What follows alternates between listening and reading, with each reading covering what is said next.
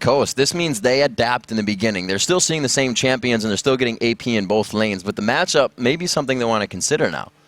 Yeah, I mean, with that double AP composition, definitely the Bulwark is going to be very important over to Team Coast here, too. So I have to see if Nintendo on Jarvan rushes that Bulwark, or if they, you know, relegate those duties to someone like Daydream. And either way, I feel like the Bulwark is going to come in a little bit later for Coast. And wow, so many. They want the Nexus right now, 24 seconds in, multiple pings, as Coast wastes all the pings they can use for the match right in the beginning there. So Rivington III and Kobe bringing you match 4 here, week 5 coming into the North American LCS, the League Championship Series, bringing you awesome league play every single week. Coast versus Curse is the matchup we are on right now, as Coast seems to just hatch the ward right behind red buff that Curse is placed. And we're definitely putting so much emphasis on the early game here, because look at Nintendo on the jungle. Jarvan has started with a Doran's Blade and no lifesteal quints. Usually when we see either the jungle Udyr or the jungle Lee Sins start with those Doran Blades, they bring at least one lifesteal quint so that they can sustain through the jungle. But on that Jarvan, Nintendo is just going to probably take an early back after he does get the buffs. This is going to be a really interesting bush gank here, because the team is split. Oh, they know the crowd control is there. They don't have too much other than Edward to lock that up. Nijaki actually backed out of the bush first, and he has taken Q, so they need to walk right away from that. Yeah, the Q's not going to offer much to the level 1 fight there. That's some extra damage, but especially since Curse were split 4 vs 5. Yeah. We've seen this mistake made so many times by teams. You know, setting up a trap in the bush is great, but if you're the team with with less numbers, then it's not going to be in your favor either way. Once they figure it out at this level, they react within seconds. We'll see if this goes back and forth for him. Doesn't look like anybody else is going to give too much more harassment. We do have the lane swap coming in for that Ezreal Thresh back into the top lane, which means the jungler is going to be focusing on those solo lanes for Zion Spartan and Voidboy respectively in the 2v1s. Yeah, and the early, you gotta have to keep your eyes on Nintendo for the beginning of this game, because like I said, he has no sustain at all. He's just getting that passive there on the Doran's Blade, which is 5 life on hit. So basically what he does, he'll get both his buffs to get that level 3, and then probably have to recall to heal up, and then look for a gank. Zion just trying to get within XP soak-up range in that top lane. Good harassment for the first few levels until Nintendo can make his way up there. Nintendo quite low as he's coming onto this buff. And it looks like Saint, you can see just how much better off he is in the jungle. So, like you said, we have to really keep a focus on this because it's super interesting. Yeah, so it's, you know, it's more gold efficient technically, since you're not spending money on consumables in those potions, but it means you can't get to lane like St. Vicious is doing right now as quickly. And he's going to be a few seconds behind St. Vicious to this lane, so we'll have to see if that actually makes a difference or not. Because this is just a Nasus jungle, and really he's just coming to shove the lane. And they can do whatever they want, being on top of their game. Edward goes and places that Tribush ward quite fast. Looks like we got a few summoners going down in the middle lane as well. Ignite down from Nijaki as he gets dove a bit by Shifter there. Looks like these guys are going aggressive in just about every lane. It's interesting that we do have both junglers heading to the same lane too, to kind of end up in a stalemate here. But again, with Nintendo starting with that Doran's Blade, technically he's a bit ahead of St. Vicious because he didn't waste extra gold on those potions. Ignite rather from Nijaki onto the bottom lane. They got me all mixed up on their positions. Voidboy pressuring Shifter out, quite low on mana, and he's really harassing him down, keeping him away from the turret, but Voidboy's happy to stick with that. Like you said, he's just got to keep tabs on wherever Shifter's going, and he's not even 6 yet. Yeah, and this change in the lanes up top means that Voidboy doesn't have to worry about those early ganks, and his early Kassadin game that we're talking about being so important is actually going to go off really well right now, because once you hit level 6, you have to become a lot less worried about the ganks. Once he gets that Rift Walk, he has a free escape, and he can use that to back out.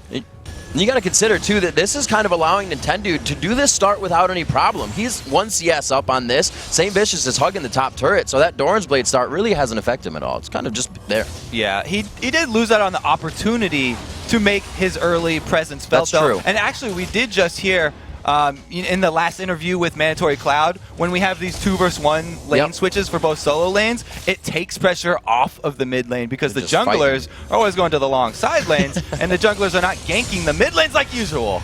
Doesn't decide to go all the way in, just throwing up the hook. They get some good damage down. Nintendude getting chunked out, but that's going to be turret damage going to St. Vicious. These guys really want this turret right now. They are not giving up the jungle pressure. Yeah, and actually, it's the Curse turret that has more damage on it. So this stalemate up in that top lane is actually going in Team Coast's favor. Pretty good siege clear from Alessandro, but it's not going to be enough when you're continuously getting pushed. Another wave to come up here. Oh. The engagement in the top lane. Spartan back. Edward takes a turret shot, but again, safety. They are just harassing so much, but losing health. They got to be careful. Very dangerous. Actually, either side could land the kill with the CC that they have available to them because of that last exchange and the tower hits. Two members of Curse tried recall, but a nice lawn dart there from Nintendude stops him in his tracks. Both teams are super sure about what they want to do. This is just brute force fighting back and forth in front of that turret. Finally pushed out here. We'll see if Curse can activate something. The turret in the bottom lane going to go down. Yes, Curse does try to go in. They may be able to get onto Edward. The turret and first blood going over to Coast. Coast are in a great position right now. Not only did they get that first blood and the first turret, but Voyboy got his alone time with Shifter that he really wanted. Starting Cloth 5 with no wards meant that Voyboy would have had a hard time if the Jarvan was roaming. No roving Jarvan means that he was able to just sustain through the early game. He's level 5 right now, almost level 6. Now he's got Rift Walk, and he is going to be a menace. He actually has the great potential for roaming now because getting a tier on top of that means plenty of mana. We'll have to also consider, we talked a lot about Saint playing Nautilus. He wants to win with that. With this, as Nasus, you know him more of as a lane bully. Come in with Spirit Fire. They're going to have to change up their game to wanting to always kill to now wanting to push all the time? Well, they're definitely going to have to start looking for the objectives because that's Nasus' other strength, really. If their shoving game did not work, the early shove actually turned against them, the next opportunity that they have would be trying to rush, some Dragon Global Gold for themselves, make use of that Nasus ultimate, and it looks like it's going to be Coast that are going to run all over this one because of the AD and support switch lanes. Coast bringing out not a very early Dragon, but quite an early Dragon from what we've seen this season. It's going to be quite easy for them. No pressure coming from any of the lanes. And nobody's really going to grab an advantage off it from Curse either. They're all back on the back foot. Exactly. Basically, Coast took that opportunity to make it with the 2-for-1 switch. Here goes Twisted Fate. He goes right in on a Saint. Saint gets hit up, doesn't get a chance to grab his blue. Jackie actually activates the E, goes in, throws his ulti onto Shifter. Still have the W crowd control for him if he wants it. They're going to be forcing flashes here. Shifter on the backside does pull a gold card to keep himself safe in any event, but it looks like both will walk away with some scratches. Ooh, great save there by Jackie. St. Vicious really owes him his life right now. But with all that action at the blue buff, we are going to finally see Curse answering for turrets. So at least they do get that global gold back, even though the blue buff was stolen away.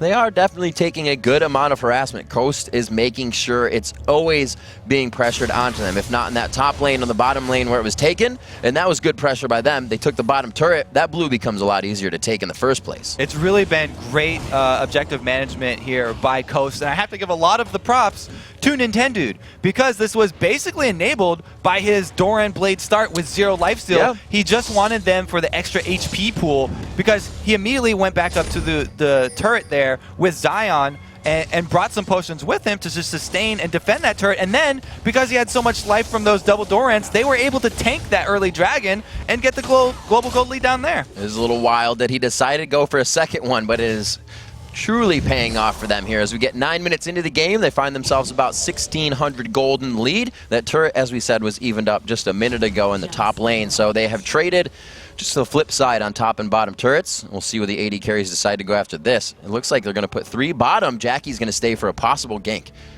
And there's no wards in the bushes here, so if Curse can do a good enough job baiting in, don't match me in Daydreamin', there's the ward. Oh, the ward goes out. Daydreamin' forced a flash, though, and cutting out that Wilder Girth. Yeah, Zyra's ultimate. Stranglethorn, there we go. Need quick shot on the desk. The Stranglethorns come down. But yeah, so that ward, it's Jackie. They still got a free flash out of it. I mean, they had 4 people commit down there, so there was a flash, but that means that 4 people down bottom, Coast are going to make their move up top. And this is what they've been doing the entire game. Something's been happening. They have vision. They take the upper hand and the advantage. The top turret goes down in their favor. That's going to be 14,000 gold to 11,000 now.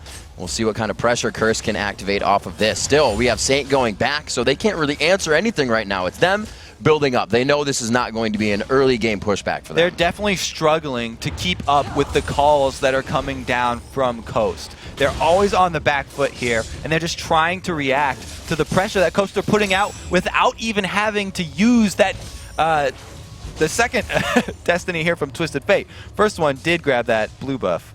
And with the Dorans kind of going around, you can see that early quick damage being built because they know they were engaging the fights and they would come out on top. Nintendude getting caught out here. Look at that though. Look at the HP bars between these two. Saint has just about as much right now after doing that damage, but they are going to get caught up. Nijacking on the roam from bottom lane comes up with Lissandra. They can continue here. The Spirit Fire shutting down Zion Spartan. There's not enough to continue the true shot barrage just wide. That is just what Curse needed. They had to catch somebody out, and it was a good pick for them, but they've still got a long ways to go. We've got a free farming Vayne down in the bottom lane, so they need to make this pressure middle count for something. Oh, St. Vicious getting caught out quite hard there. Another turret shot to him. That red buff that actually just wore off. Thought it might be transferred, but they stay safe there. Mashme farming away in the bottom lane. The Vayne free farm begins. Yeah, whenever you do have a hard push like that, the wave clear of your opponents is very important. And a blue buff TF plus Zyra is such a strong wave clearing combination that there's no answer here for Curse. And Don't Mash Me was able to use that free time bottom to gain a nice 20 CS lead. And you can see the consideration Curse is taking without the Sightstone right now. And Coast to keep the advantage up. Wards going into each one of their inventories, and they have to. And those wards aren't going to be going down in their jungle. They have to go on the entrance to make sure that Coast is staying out. Yeah, they're going to basically try and use those wards to replace the vision that their towers gave them before that are now down. So they are going to put sort of a river defensive ward up here because they do not want to have their second blue buff stolen. Double AP comps really, really rely on at least one of those blue buffs. They'd love to be able to have Void Boy use it and roam around to create kills on that Kassadin. And we got to see what Curse has been doing here as well, because they did start to get aggressive very early. They were in a bad spot, but they've almost focused the game and turned it to have Coast focus on objectives as well. They're saying you won't get the kills, and we'll break this down to at least every time our teams are together for a fight. Again, they back away from each other. Yeah, St. Vicious was walking on a ward though, so fairly dangerous, but because he is that tanking Nasus, able to lay down his own ward and pull back out. Look how they've already sort of lost the vision control of their blue side jungle though, and Curse want to make them pay for this invade. This is what I was talking about, Kobe, when they can come together for the fight. St. Vicious is there with the team. Nintendude has done so much damage. The Stranglethorn initial damage was amazing as well. St. Vicious onto the backside. Can he get that last Q down? It's not going to be enough. They take him down. Daydreaming stays alive. Now the focus changes over to Cop. Very low mana. Arcane Shift already used. Force the flash over the wall. Can you follow with the flag toss? I don't think it's going to be enough. Cop walks out of this one, but Curse not looking good. Actually, they're quite close here. He's going to have it. The gold card goes down. The flag toss from Nintendude doesn't even need it. Comes up with the Q kill. And Shifter has level 2 boots already. You know, he didn't go with those swiftness, but Mercury Treads are definitely stronger than the old brown bag level 1 boots, and that's plenty of movement speed for him to catch up to that one. They get another kill on top of it here, and that was basically because Curse were focusing on the support Zyra there. Voidboy took so much damage early by just walking towards Zyra that he had no answer. He was not able to get out of that one. Great positioning here by Coast. Nintendude held that fight quite a while by himself, so props to him coming out of that engagement. 13.5 in. Coast looks to grab themselves more advantages with a 6,000 gold lead. 4-1 in kills, but only one more turret has been dropped, so the game is actually moving quite slow. And a giant chunk of money on Vayne would mean that Coast are fine with it moving at this pace right now. That huge minion wave built up during that extended T-fight around Dragon. So not only Coast get Dragon, but they got a ton of farm onto Don't Mash Me right now. Blade of the Rune King already finished up on him, like you said. That ton of gold equaling a 1,200 gold mass over Cop at this point in the game. Looking at the summoner spells, looking at pretty much the map right now to see where the engagements are being. We can see that Curse definitely taking their time. Power and numbers in the middle. They want to try to break this down. That'll give them a little bit more control over the buffs at least, and the wardage they need to start putting out. Yeah, it is really interesting that Coast have been focusing all of their invade efforts over on this blue side. They put their wards to not only get blue buff, but after winning that blue buff fight, you automatically can transition very easily into a dragon. We got pings going down again towards that blue buff as we speak of it. We'll have to see if it gets any pressure. Actually, just the point there to know there was a ward, and they're going to go play it safe. Get in the bottom lane. We'll see what Coast can do to push mid here. Vayne still free farming in the bottom lane, but that's only 20 CS up onto Cop right now. It's actually quite a low CS game considering what we've seen so far. Yeah, there have been so many fights and so many roaming movements that Curse have had to react to that they are keeping the CS numbers a little bit lower. Now we can see the focus, though, turning up towards top, and all of the wards, as they disappear from the blue jungle of Curse, are being placed anew in the red side jungle. And you can see the early aggression that Curse faced here. They're definitely going for the long haul builds. The Tear of the Goddess on Cassinan, as well as the Catalyst going into the Rod of Ages. So they're looking for this game to go later and get that money, not free money, but get them stats and money, and then get themselves ready to fight. Exactly, and they're using the wave control so well. Every time they have a cannon minion built up, this is the side of the map they're going to. Because there was one up in that top lane, and they just sort of solo push it until two more members can join them from the side. Really great minion management here by Coast to not lose their advantage. It's going to be interesting to see when Curse can come in with this fight. We haven't really seen them aggress into anything. They have it with Lissandra, they have the hook, they have Void Boy to be in and out, and something to tank in that fight with Nasus. So really, Curse hasn't been able to engage yet. Coast doing a very good job of staying spread and really kind of all pushing the lanes at the same time. Yeah, Coast would love to be able to catch somebody out with a Lissandra pick or with a Cassidan Rift Walk and slow onto someone, but they just haven't had the opportunity because there's so much pressure on their turrets. This lane pressure from Coast will not give them the opportunity to look for the picks that they need. I think this becomes the do-si-do in middle here. Everybody starts to gather. It's who can poke better, who can get that turret first. And we see as we crawl towards the right side, Zion Spartan's getting a little bit of a roam on for back wards, and maybe also push on this turret and the mid turret. Zion Spartan is confident in solo pushing at this point because he not only does he have his Bloodthirster, but he also has the Merc Treads to reduce any sort of CC if they do come to try and catch him. And Coast, again, take another objective. They're kind of just doing this whenever they please. Curse is really just sitting back. They had Void Boy, they had Jackie there, a bit of damage they could have dealt out, but they didn't even want the poke. They're trying to save everything for the hard engage. Definitely giving respect to Coast in this lane pressure right now. Yeah, and Coast can continue to push two lanes at once because they have plenty of vision inside Curse's jungle, and Curse do not have a global to come in and surprise turn around any ganks here, so Coast will see every movement that Curse are trying to make right now. This is really the hardest opportunity to be in when you're behind, is this full vision control of your entire jungle here for Curse. And it is becoming vision control, objective control. It's 4-1, and those kills have come off of Nintendo, a 3-1 Jarvan. So they're not slaughtering people around the map. They're hitting it at the right time and then hitting the right spot, always grabbing an objective even after one kill. The really important story have been the objectives that they're getting after the kills. No kill has just been a kill. It's been a kill plus a blue buff and a dragon, or an entire team fight. So they've done a really great job rotating here, and we'll see now that they're actually going to pressure bottom side once again. The blue buff coming up, they turn their attention, they're going to counter this blue buff, and then there'll be another minute or so to grab the next dragon as well.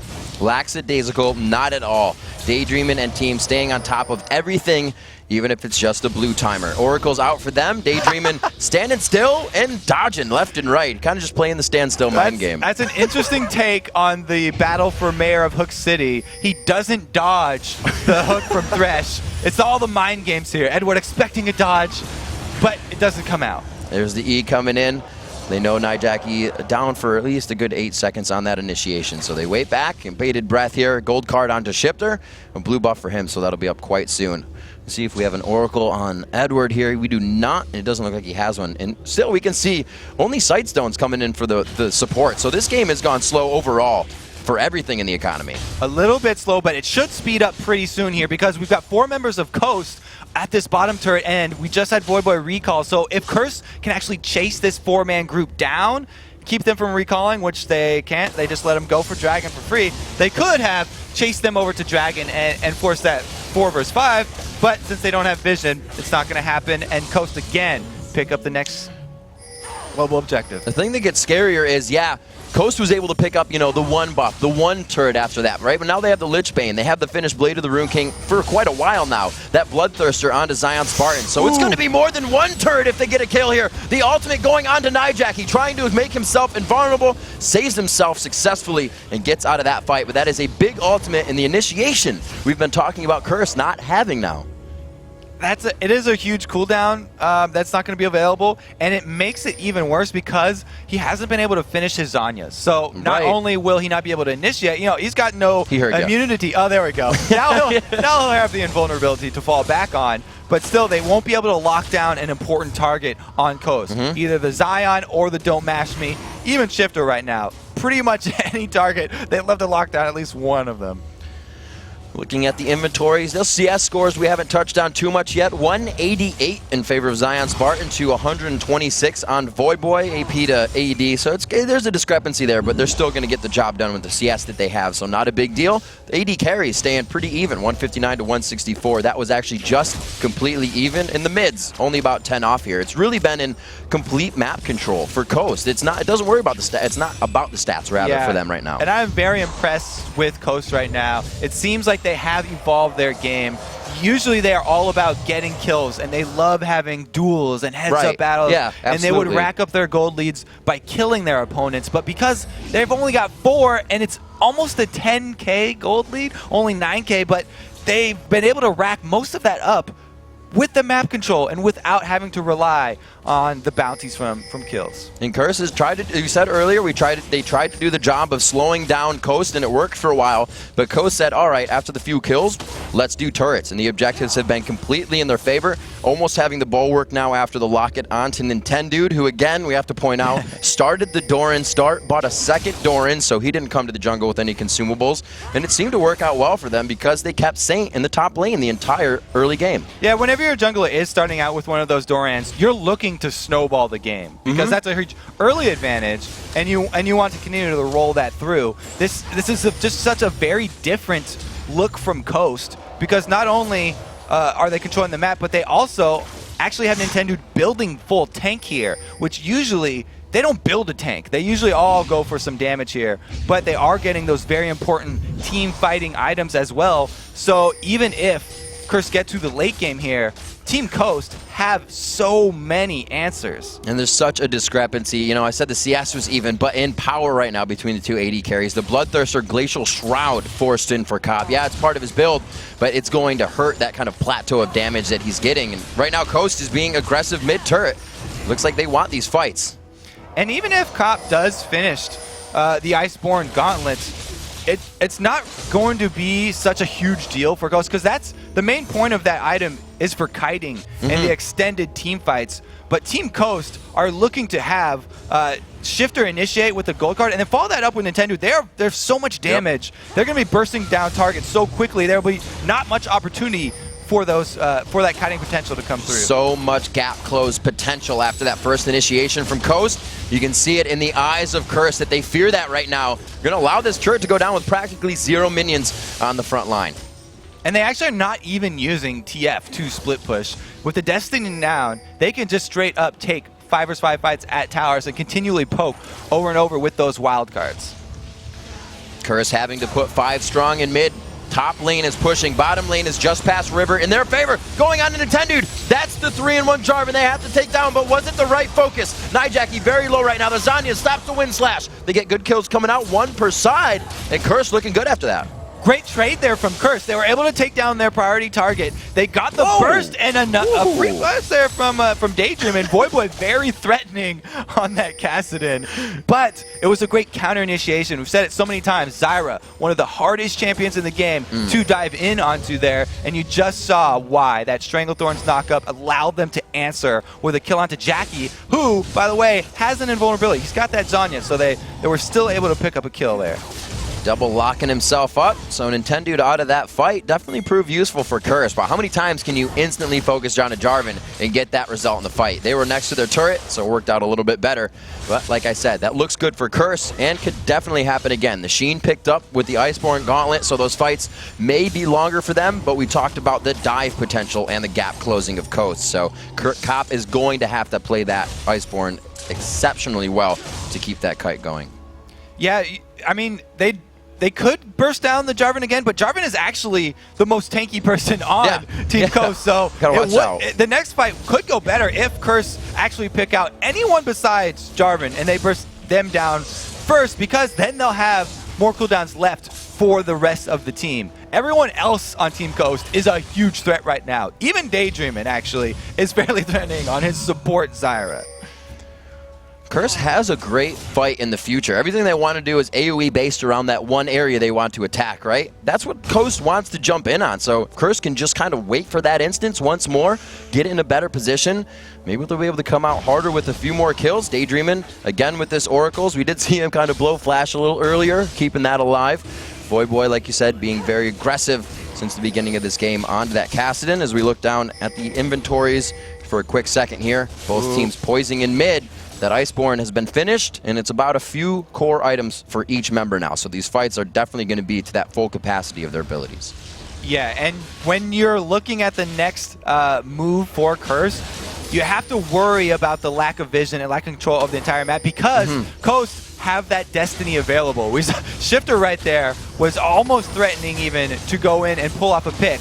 At any point, you can have that Destiny come out, and they will chase you down if you get too far extended. So Team Curse really are forced to turtle back here and give up all these free dragons and free objectives to Coast. Well, there's that gold once again. The fourth dragon, as you saw on your screen, going to Coast. It's been dragons and blues, so complete objective control coming from these guys over and over again. This time without even needing really any vision, but they have it completely on the side of Curse to make sure that they don't even get their camps right now. And with that ward on Baron going out, Curse are all getting a little bit more nervous now, because there is definitely the potential for Coast to burst that Baron down. They don't even need Zion with them. So this is a very tenuous situation here for Curse, and it looks like they're trying to make their play on the solo split pusher. Zion Spartan, look at that shield, just about 400 or 500 damage alone. Daydreamin' so getting a return on that Oracle so far. He has cleared out so many wards from coast to coast. Here's another one going into his pocket. Oh, it just wore out. How unfortunate. Can't see it anymore, but at least they know that there's one there, so they won't be walking into that. Curse, see, exactly, they're trying to catch someone out. They need to make a favorable sort of skirmish happen where they have the numbers, because if they don't, then they have been just getting trashed. Well, Curse Communication right now is saying, Cop Farm, we cannot engage or don't be engaged on right now. So you can see him trying to get himself up, maybe get at least last whisper in here quite soon. He's starting to face quite a bit of armor. What the Iceborne Gauntlet does open up for Cop is the potential to solo with Zion Spartan and keep that split pushing Riven in check, because if he's got a tower to fall back onto at least, then with the added cutting potential of the Iceborne Gauntlet, that can actually be Curse's answer here to the split push of Zion. But really, nobody else on their team can go heads up with that Riven at this point. And it starts to get scary, because the first initial burst that Curse has is kind of that front end load of damage they'll be able to deliver. Then they kite around and do it again. With the Quicksilver coming out now, with the Guardian Angel, that's going to be sustained by, not sustained, but able to last through for Coast. So these fights are going to get harder as it goes on. Curse thought they were really going to be able to adapt to this, but it's again, Coast adapting even better. Yeah, Guardian Angel is a very popular item on Riven, because not only are her cooldowns fairly short, and the duration that the Guardian Angel will let you get back up will allow you to have dashes when you return up, but she also have ridiculous lifesteal, because with the Bloodthirster and her enhanced auto attacks from her passive, she can gain tremendous amounts of life after she does revive and heal up. So taking this one in the bottom lane, this is where that split push again comes into play for these guys, and he may even go aggressive, puts the ward down to know he has the upper hand, and they're actually going to spread this one out. They committed 2 people to that bottom lane, with Voyboy actually going over there too, so Coast take that opportunity to start up the Baron. Another Oracle in the pocket of Daydream and keeps them safe here, and they are going to be able to pick up this Baron 30 minutes into the game, a 5-2 as both teams are just throwing wet noodles at each other this whole fight, going for turrets. Oh, Daydream gets hit up. He could go down quite fast. May not see Stranglethorns in this fight. The Baron may keep him alive. He goes down to Ignite. They have St. Vicious in their eyes, taken down by Mashme. Now in the chase, the tumble's in. It's only going to be a few shots, and he comes up with a double kill. Voyboy is the next in the eyes of Coast. He may try to direct him away from the base, but Shifter ports in with the Destiny, and it's Sion's partner to pick it up with Wind Slash. And they will not be able to kite that one any longer. Now Coast can easily just run up this middle, and they're going to even take the turret. That's going to be good hits on a Nintendo. He's got to be careful of the crowd control they have there, though. That could definitely be painful. Zion Spartan says, don't worry, I got it, as they actually micro the damage in and out between themselves, going right on to Nijaki. The Zanyas is only going to keep him alive for so long, but it looks good in the end. They're going to be able to get the inhibitor, Kobe, and a 30-minute push from Baron takes them all the way inside the base. And they've got their first inhibitor down, 30-minute mark. They can go back and spend the money that they just received from not only Baron, but also that turret they just took down. And once again, the blue buff being denied from the double AP cast in Lissandra, just very huge in keeping them down. And having that on Twisted Fate does reopen the siege potential here from Team Coast.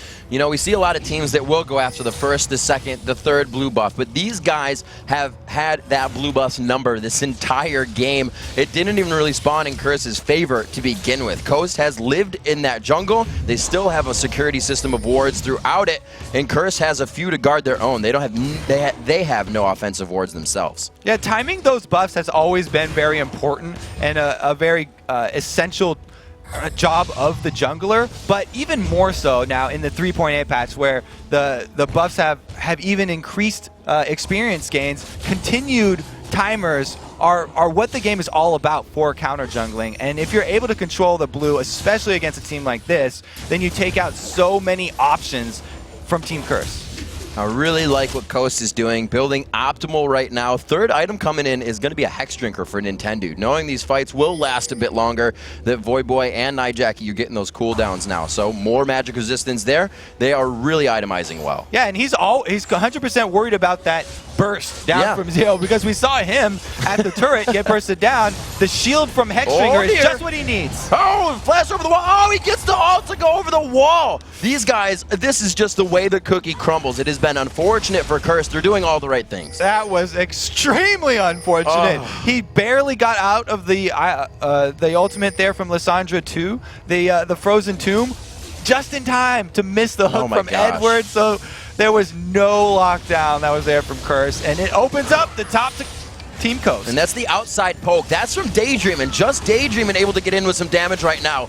It looks like they're going to continuously push onto this. They have all three lanes, including a Zion Spartan, the bottom lane, pushed up. Yeah, they're trying to have Cop answer Zion Spartan, but look, he can't even hold the damage on Zion. He's just taking that turret heads up. There's a quick Q and W from Nijaki and Edward, and Tendu just kind of walks away from it. The crowd control not meaning much to him. Mashme on the outside, soaking up everything that he can, and it's going to be the turret next for Coast. Both of the top and bottom are in trouble here. It looks like they're going to get this one down, and another inhibitor. Knowing that ultimate is down on Nijaki just gives them so much free roam. Now Nas is coming in from the outside. Saint has it onto Mashme, but they know they can't dive it. Shifter's yellow card just wore off, so they have a slight window, but they don't have the entry. Daydreaming, it's still Zyra. He can still stop any dive. Voyboy has really not been able to get off his combo on that Kassadin. Now Jackie's caught. Locking it in as they go into the fight. Jackie throws down the Zion. Stranglethorns as well comes in. Zion still pushing the bottom lane, and they're going to continue all the Cataclysm onto Saint, forcing the flash. Zion Spartan with Shifter continuing the fight on the Cop.